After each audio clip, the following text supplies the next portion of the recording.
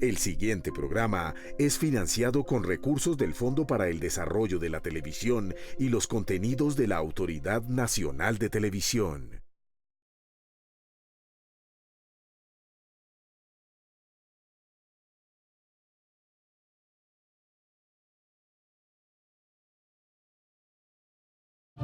Mucha atención, Bogotá. El periodista Jaime Garzón acaba de ser asesinado. ¿Qué fue lo que usted vio? Pues estoy aquí en la Oficina de Impuestos Nacionales, escucho 4 disparos, vemos que viene una camioneta impulsada, viene a estrellarse el poste. Somos los representantes legales de los familiares de la víctima. No descansaremos hasta dar con los responsables de tan cobarde acción, es lo único que puedo decir. Fernando Sabogal. ¿Qué hora es? Mire que si sigue dando lora nos va a tocar quebrarlo.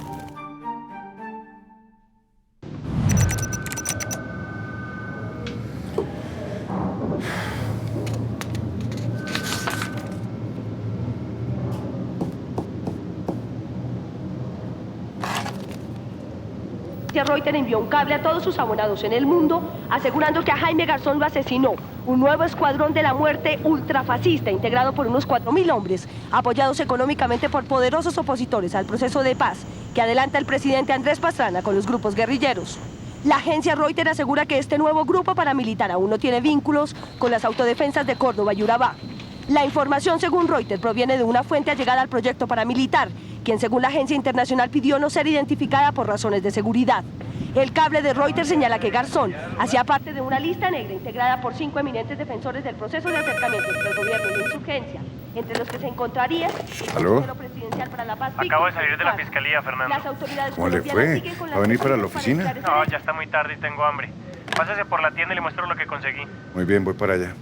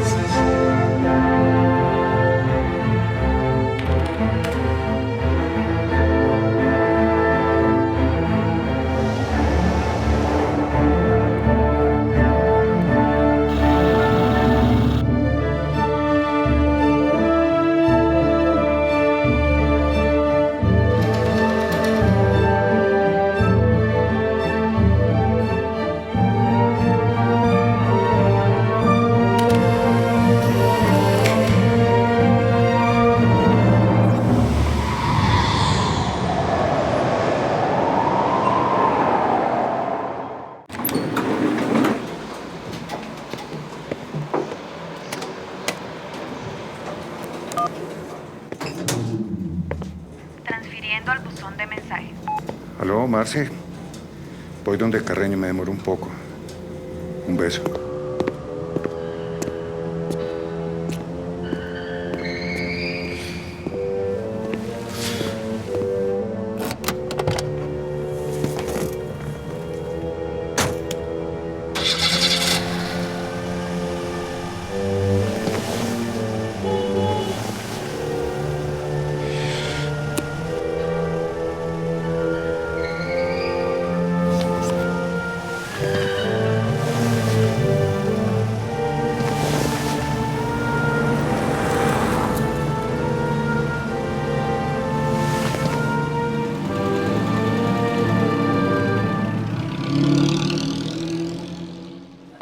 Segundo especializado de Bogotá condenó ayer a 40 años de prisión al coronel retirado Jorge Eliezer Plazas Acevedo, exdirector de inteligencia militar de la Brigada 13 del Ejército Nacional, por el secuestro y posterior asesinato del industrial Benjamín Judari.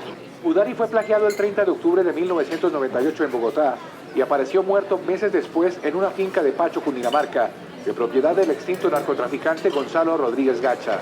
Según las pruebas allegadas al proceso, el coronel Plazas Acevedo se comunicaba permanentemente desde su oficina en la Brigada 3 de Bogotá con los delincuentes. El fiscal anda misterioso. Dice que es un asunto muy delicado, pero no me quiere dar más información. ¿Y la declaración del testigo? Confidencial, por ahora. Sabemos que hay 5 testigos, bueno, y que solo uno de ellos vio al sicario. ¿Y qué líneas de investigación están siguiendo? ¿Líneas? Una. El fiscal no tiene dudas de que fueron los paras. Castaño.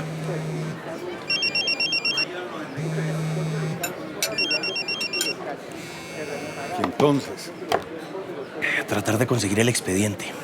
Así podemos saber por dónde están orientando el caso y nosotros nos vamos por el otro lado, como siempre. Conectando con el buzón de mensajes. Fer, ¿dónde andas? Acabo de nacer Nicolás, nos vemos en la clínica. Nació el hijo de Carlos Andrés. Me tengo que ir, disculpe, nos hablamos después. Vaya, vaya, Fernando, primero es la familia.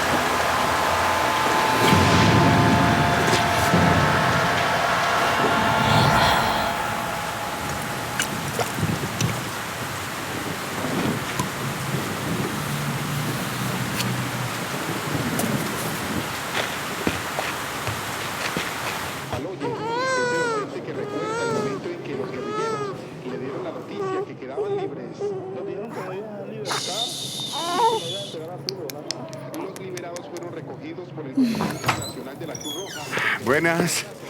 Ay, qué pena haber llegado tarde.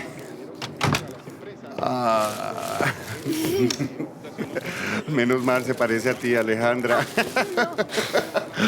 Hombre, de todo corazón, felicitaciones. Se nos creció la familia. Y varón, como era de esperarse. Otro servidor de la patria. Alejita, ¿le puedes subir al televisor, por favor? El general del Ejército y el segundo comandante le enviaron esta mañana una enérgica carta al exministro de Defensa, Rafael Pardo. En la comunicación, los militares rechazan una columna de Pardo en la que, según ellos, se hacen insinuaciones que siembran dudas sobre el Ejército en el caso del asesinato del periodista Jaime Garzón. ¿Será que los mandos del Ejército no sabían que Garzón era hostilizado por altos militares? ¿Y por qué el Ejército reaccionó tan tarde? Estas fueron las preguntas que públicamente hizo Rafael Pardo en su columna del Espectador y que provocaron la enérgica reacción de los generales.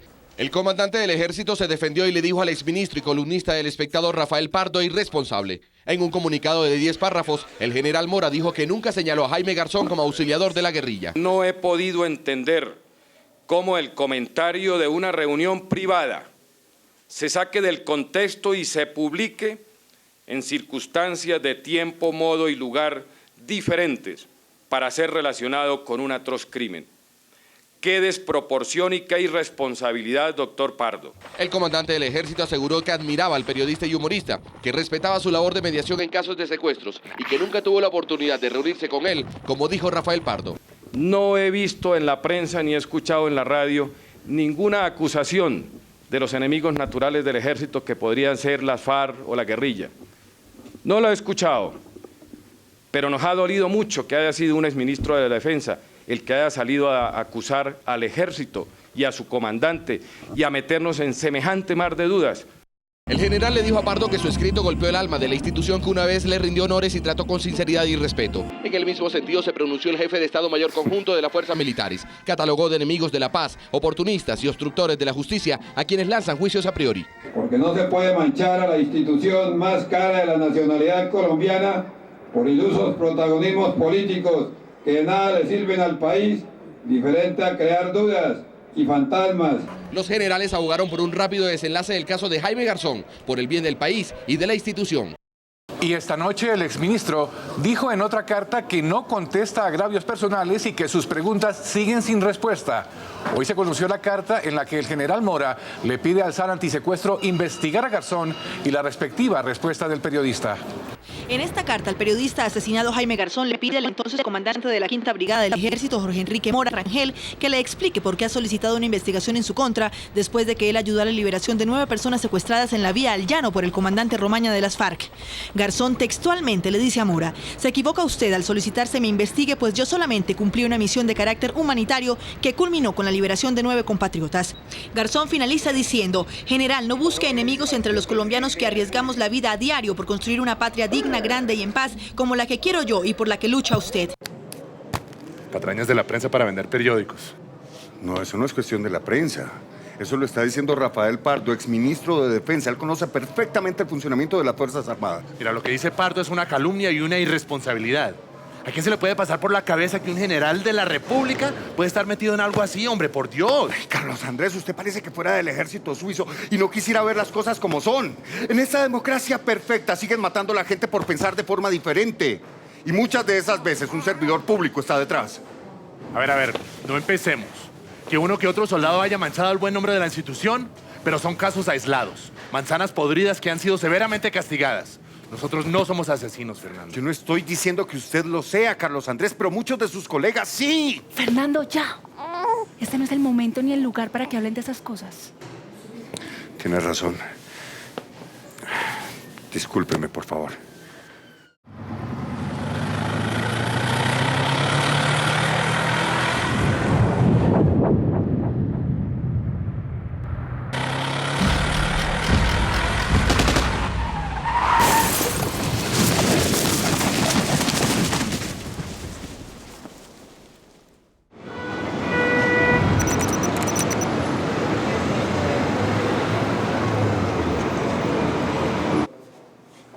Volvamos a empezar.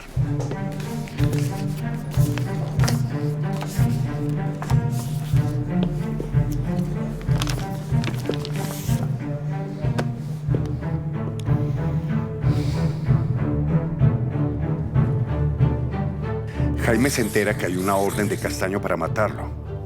Quiere hablar con él para frenar la orden. Busca contacto con paramilitares cerca a Bogotá. El Águila, Gaitán Maecha, que está en la cárcel. ¿Cuál sería el móvil de Castaño? Colaborador de la guerrilla. Cuando Jaime intercede por la liberación de los secuestrados que tiene Romaña, los militares lo acusan de trabajar con las FARC. No, eso no es suficiente. Pero hay un contexto. Acusaciones en la prensa, la oposición hacia el proceso de paz. ¿Y?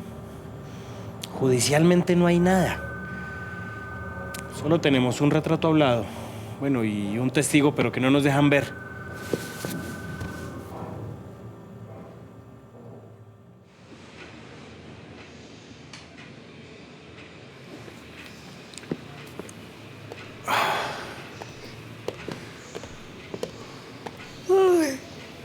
Fer, ¿no te parece que estás exagerando? Mira la hora que es.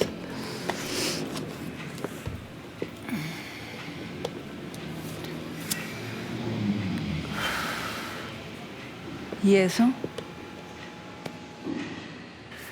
El presunto asesino material de Jaime. Marce, ¿tú no habías dejado de fumar?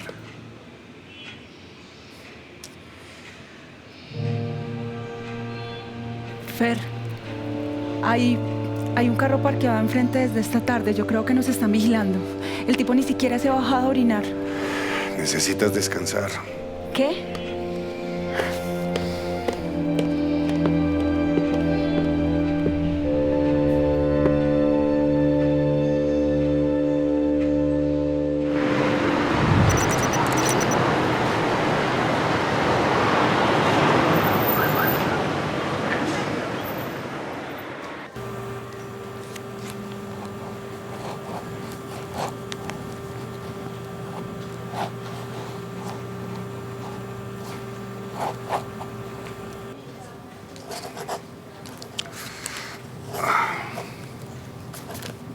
Esta vieja nos dejó metidos. Dice, es una trampa. Démosle la última oportunidad, Fernando. De pronto está muerta del susto. Seguro nos vuelve a llamar, póngale la firma. Pues me avisa. Me voy para la casa. Yo le aviso.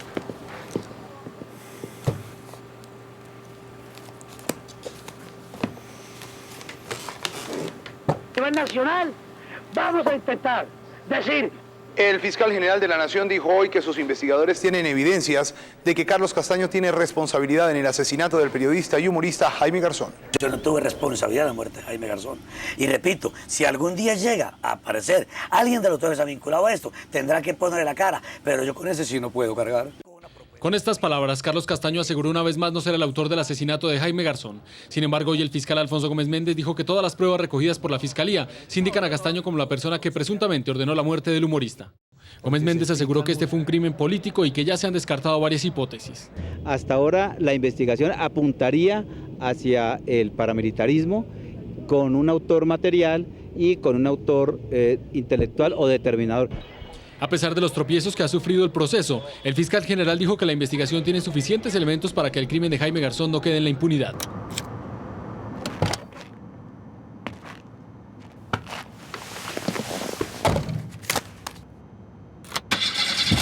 No mire, doctor Sabogal, estoy armada. No hace falta, señora. Nos quedamos esperándola toda la tarde. Salgamos de aquí despacito y vamos charlando por el camino. Voy a llamar al doctor Carreño. ¡No! Él fue guerrillero y yo no le tengo confianza. Señora, usted también anda armada, así que yo no le tengo confianza. Yo no estoy armada, pero no me vaya a mirar la cara.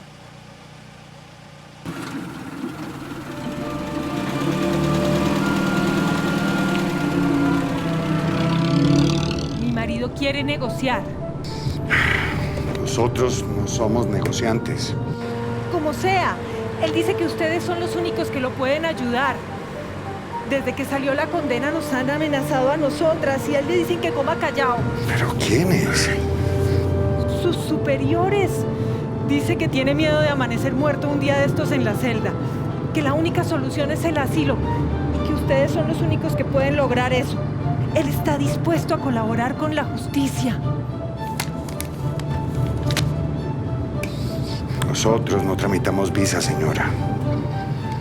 Él está dispuesto a contarlo todo. El asesinato de los sociólogos. La masacre de Mapiripán. La participación de la brigada. Los bombardeos a la gente que se desplazó.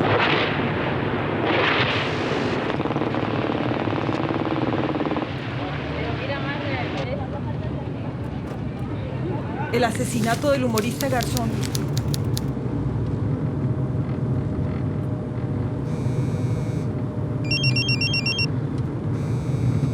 No. No conteste. Bueno, ponga el altavoz, pero no diga que estoy aquí. ¿Aló? La señora no va a venir. Me preocupa que lo vayan a matar. ¿Y entonces? hablar con la prensa discretamente para protegerlo, sin que se sepa que ella nos buscó. No, la prensa no. ¿Fernando? La señora está conmigo, Elías. Mi señora, una pregunta. ¿Cómo está de ánimo el coronel? Pues asustado, traicionado. Él dice que usted... Ya, mi señora. Es muy importante que su marido pida una evaluación psicológica cuanto antes. Y que escriba una carta pública a los medios anunciando que no se va a suicidar por ningún motivo. Si se enteran que nos han contactado, aparece el coronel el día de mañana ahorcado en su celda. ¿Y las visas? Ay, primero lo primero. Empecemos con la carta. ¡Elías! La señora se bajó del carro, Elías. País de mierda. El DAS en las últimas horas y con el apoyo de la Fiscalía General de la Mañana, Nación, Balceros. Que descanse, doctor. capturó en la ciudad de Medellín al autor material del homicidio del periodista Jaime Garzón. Lo que ha encontrado el DAS, la Fiscalía General de la Nación, son elementos de juicio, reconocimientos, testimonios que llevan a llamar a esta persona a indagatoria como posible autor del homicidio. Este retrato hablado fue el que permitió llegar hasta Juan Pablo Ortiz Agudelo, alias El Bochas, quien, según una testigo, el pasado 13 de agosto disparó en 5 oportunidades contra el periodista y humorista Jaime Garzón, cegándole la vida. Los investigadores del DAS y de la Fiscalía lograron establecer que Ortiz Agudelo, de 22 años, hacía parte, al parecer, de la temible banda de la Terraza de Medellín, una organización criminal con más de 300 pistoleros a sueldo y con fuertes nexos con el narcotráfico y los paramilitares. Las primeras pesquisas llevaron a los investigadores al barrio San Javier de Medellín, donde un allanamiento a una bodega fue determinante para dar con su paradero. Durante el allanamiento se decomisó una ametralladora mini Uzi y se logró la captura de 2 individuos que permitieron finalmente a los investigadores llegar hasta Juan Pablo Ortiz Agudelo. Luego de su captura, fue sometido a reconocimiento en fila en las instalaciones del DAS de la ciudad de Medellín. Allí la testigo que proporcionó el retrato hablado no dudó en señalar que se trataba del mismo hombre que el pasado 13 de agosto de 1999, a las 5:45 de la mañana, acabó con la humanidad de Heriberto de la Calle, el irreverente embolador.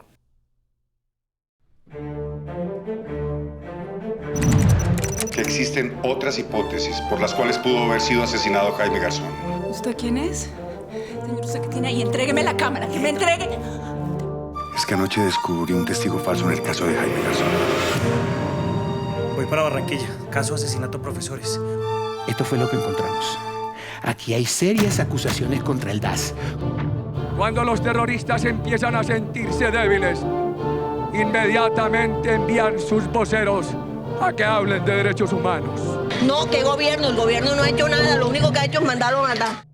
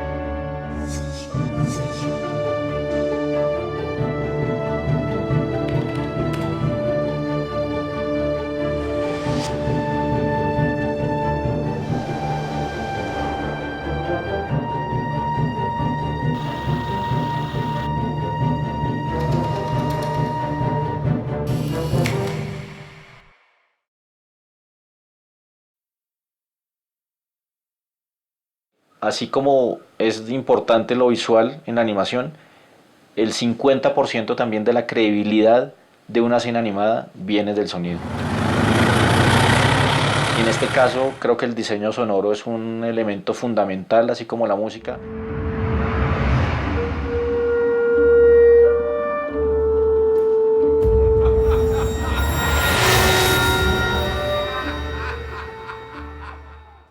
La música fue compuesta por Enrique Bernal y fue ejecutada finalmente por la Orquesta Filarmónica Juvenil de Bogotá. Fue un proyecto muy interesante y muy bonito porque eran jóvenes interpretando la música para una serie que nosotros esperamos que sea vista por muchos jóvenes también.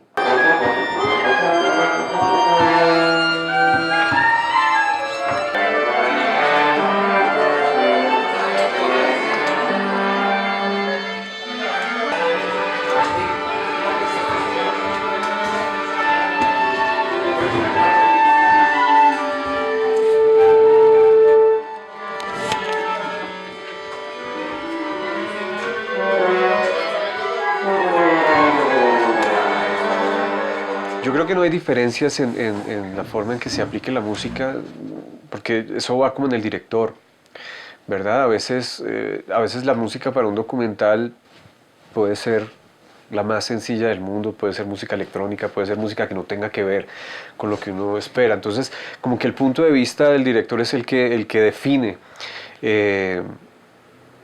la música que se va a componer y cómo se va a componer.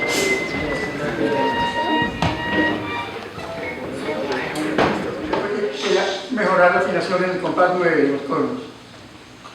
¿Sí?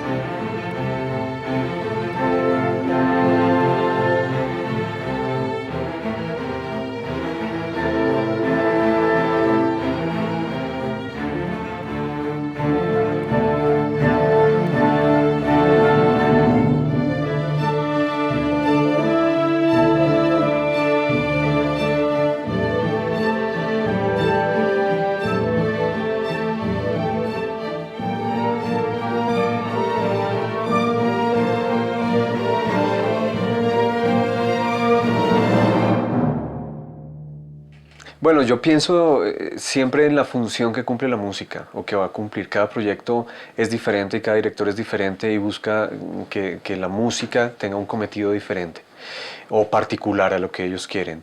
En este caso, al ser una serie que implicaba cierta complejidad, porque además de ser animación para adultos, que tal vez genera un código, no era el código que se esperaba a priori, sino una música mucho más dramática. Entonces yo creo que es un poco eso, ver la animación no como dibujitos animados, sino como otra cosa, otra forma de comunicación para un público ya también muy definido, creo yo.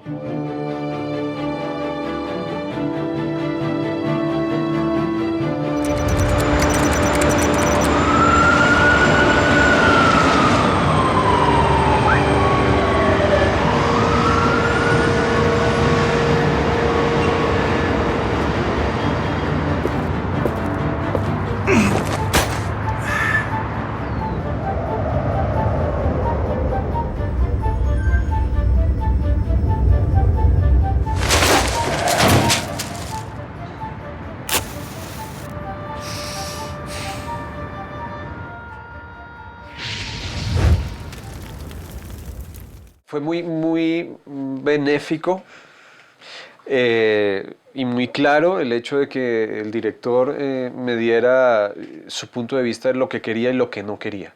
El hecho de limitar al compositor es fundamental, porque uno no puede hacer tampoco todo y es mucho mejor estar claro y estar limitado. Juan José me dijo desde el inicio, mira, no quiero esto. ¿No? Yo siendo colombiano y conociendo a los realizadores colombianos y viendo el tema de la serie, dije, bueno, ¿quieres referencia? geopolítica en la música también, quieres que se sienta la tierrita, como digo yo, en la música. Y fue muy claro y dijo, no quiero eso, quiero este tipo de sonoridad, y todo llevaba a instrumentación clásica, por decirlo así, ¿no? Básicamente cuerdas, y estaba muy claro en un tema muy definido, que era las cuerdas bajas, era tal vez lo que definía el color de la serie, ¿no? Entonces todo esa guía que me dio dirección fue muy claro, porque dije, bueno, empiezo a componer desde contrabajos y chelos, y ya eso te empieza a dar un color y te empieza a dar un sentido y te empieza a dar un ambiente muy claro frente a lo que se había propuesto. Así que esa fue la forma inicial, trabajar sobre las cuerdas bajas, con esas bajas frecuencias que las quería muy presentes, como un poco queriendo significar, hasta donde yo entiendo, ese entorno enrarecido, oscuro y difícil para este personaje, como tan idealista, ¿no? Como un rayito de luz que quería estar en eso, que lo aprisionaba.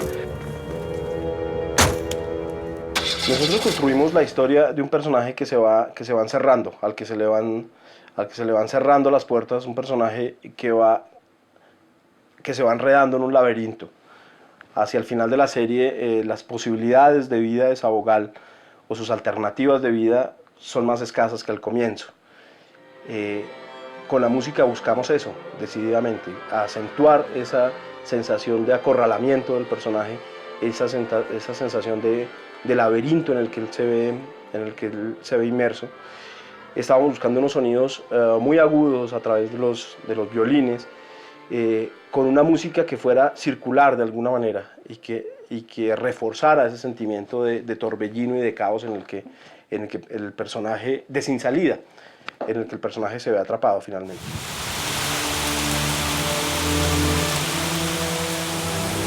Esta idea de lo que yo no había trabajado antes, de no tener la imagen, sino esperar al final, se veía. Un momento es cuando yo monto los bocetos hechos en mi computador por muestreadores, samplers y bueno, todo este tipo de material, lo monto y funciona perfectamente. Y el segundo momento es cuando la orquesta ya ha grabado la música, esos mismos cortes que yo había hecho en bocetos en el computador, y lo que hago es reemplazar estos archivos por los grabados por la orquesta, y cambia otra vez la percepción y mejora notablemente, notoriamente también. Así que fue algo como muy orgánico, creo yo.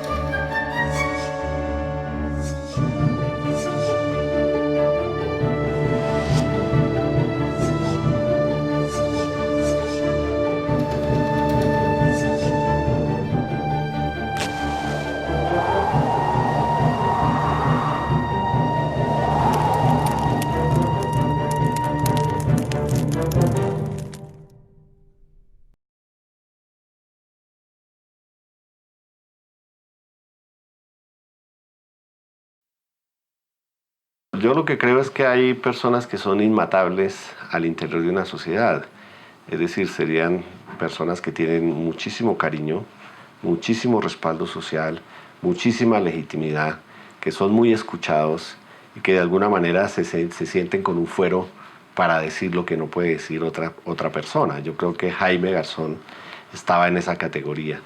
Pero también por el otro lado, los que hacen la guerra sucia ubican también cuáles son los nodos sociales que hay que atacar precisamente para generar escenarios de terror.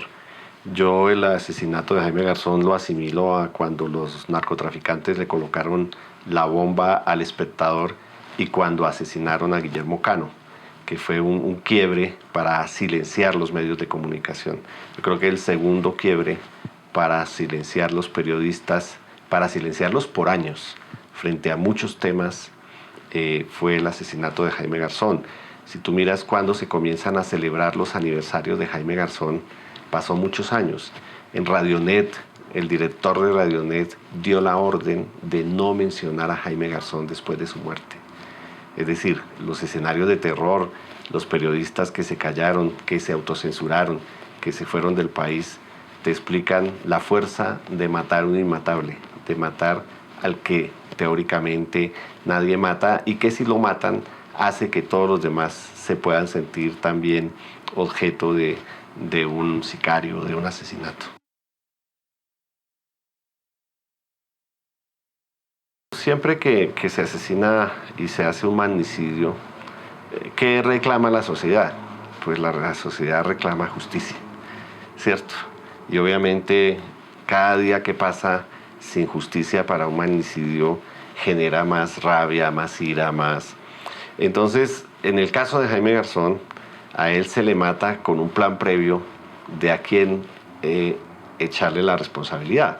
Lo matan en agosto y en septiembre ya la fiscalía tiene las pruebas de quiénes fueron y cómo fue y la terraza y no sé qué y el plan y tiene los testigos y todo eso. Es decir, de tal manera que al tener ya personas presas, como que de alguna manera societalmente hablando la gente se tranquiliza y dice, ah, bueno, lo mataron pero ya están los responsables, etcétera. Y de alguna manera en una complicidad entre el fiscal de turno, entre las autoridades de turno, el DAS, la policía, los órganos de investigación, el CTI, se teje una tesis de responsabilidad, se detienen a unas personas y se desechan todas las demás tesis de responsabilidad. Es decir, se da por cierto lo que era la autoría de alias Toño, de alias El Bochas, se ponen en la televisión, se le muestran al país, etcétera, y de alguna manera se hace la catarsis de ese simulacro de justicia, que es lo que tenemos que entrar a hacer pues los familiares y los abogados, de probar que efectivamente el homicidio tenía un componente de impunidad, que era tener ya un montaje judicial y una división del trabajo entre el ejército que lo asesina y el DAS que desvía la investigación.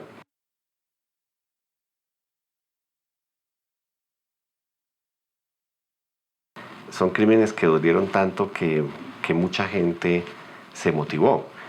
Incluso mucha gente de la misma institucionalidad. Es decir, yo recuerdo cuando hacíamos una inspección judicial a la central de la policía, donde se habían recibido todas las llamadas y denuncias el día de los hechos. Mire, yo vi una moto, yo vi no sé qué, ese día a las 6 de la mañana pasó tal cosa, la gente trataba de colaborarle y todas esas llamadas quedan grabadas en una central de la Policía Nacional y esa información teóricamente la habían mandado a la Fiscalía y nunca llegó.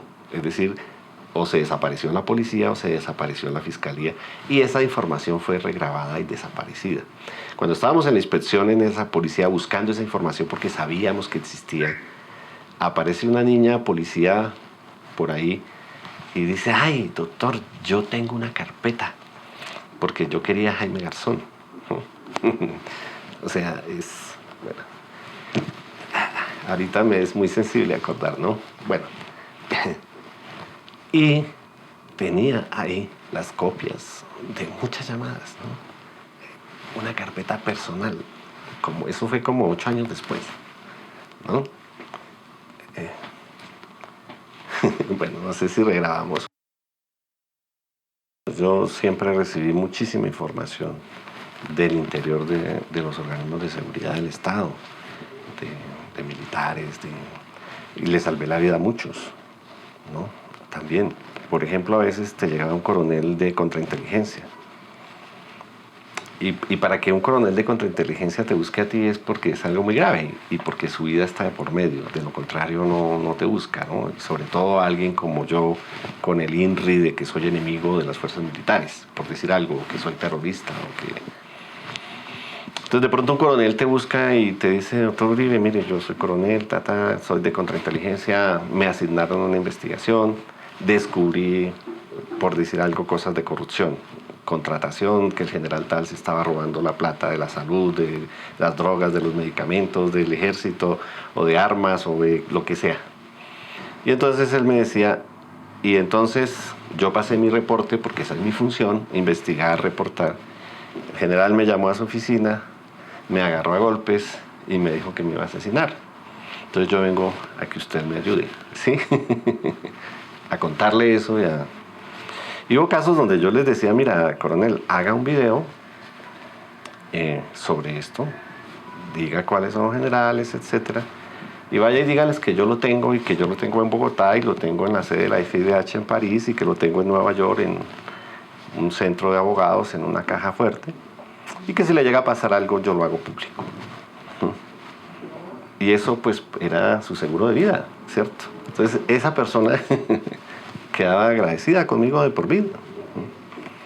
Y esa mandaba a otro, y por esa vía nosotros recibíamos muchísima información de lo que pasaba, de lo que se decía en los cuarteles, de las opiniones que tenían los militares, de la inteligencia ilegal que nos hacían.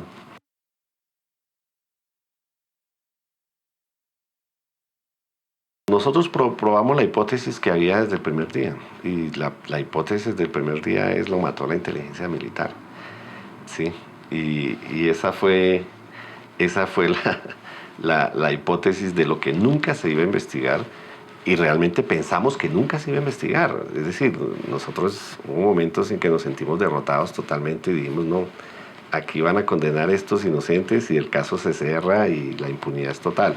Por fortuna logramos superar la mentira en esos primeros años de investigación, y luego avanzamos, luego vino Justicia y Paz, luego vinieron otras verdades. Hoy queda claro que el crimen de Jaime Garzón es un crimen de Estado. Tenemos respondiendo pues a un coronel de lo peor que había en la inteligencia militar de la época, que le llamaban Don Diego, etc.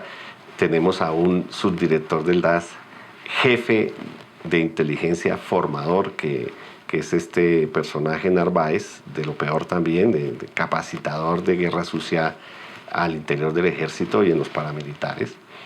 Y obviamente faltan los generales, ¿no? Y no sé en qué momento ellos van a hablar, se va a saber esa verdad, pero faltan obviamente los generales.